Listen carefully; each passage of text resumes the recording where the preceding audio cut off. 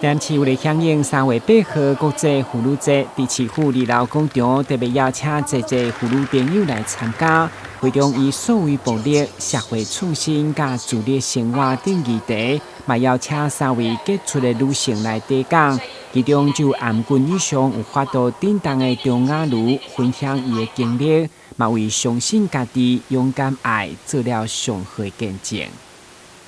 拿掉这个社会的规则，我尝试去跳脱限制性这样的一个思维，我尝试去掌握我自己的人生，我开始去学习，不断的学习，所以我学会了用口控滑鼠来操作电脑。然后我开始去投入生命教育的工作，我去演讲，我去主持广播节目，我录制有声书，我到台北，北漂到台北工作生活，所以我不断的让自己在职场上有更好的一个展现。同时在这样的过程里面，我去飞行伞，我去潜水，我去划独木舟，我甚至参加选美比赛。我不断的选择尝试，让我的人生有可能性。会中副局长赵庆惠嘛，伫女性以及主管陪同说明市府推动各项妇女权益甲服务，强调每一天拢是妇女节，妇女已经会当挺起一片天。希望说借由这样子短讲的部分，让大家去体会到妇女权益的运动，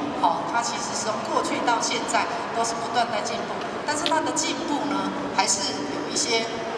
需要在精进的地方。我们不敢讲说做得非常的好，但是我觉得很多细节的部分还是要来做一些调整，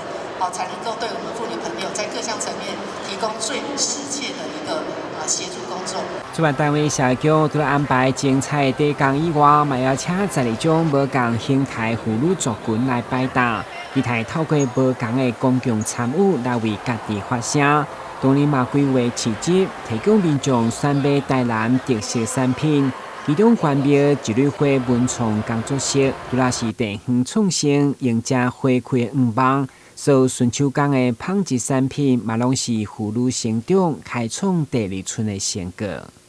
我们用了在地凤梨的产业，凤梨的叶子取了纤维做了编织，那这些编织呢，都是有一些妈妈姐姐们一起合力完成的。那每个人负责不同的工作部分，我们希望用这些编织呢，可以成为这些妈妈姐姐妹妹们的第2收入，可以维持家庭，然后得到自己的成就感。相信自己，勇敢爱。台湾新闻郭文吉采访过的。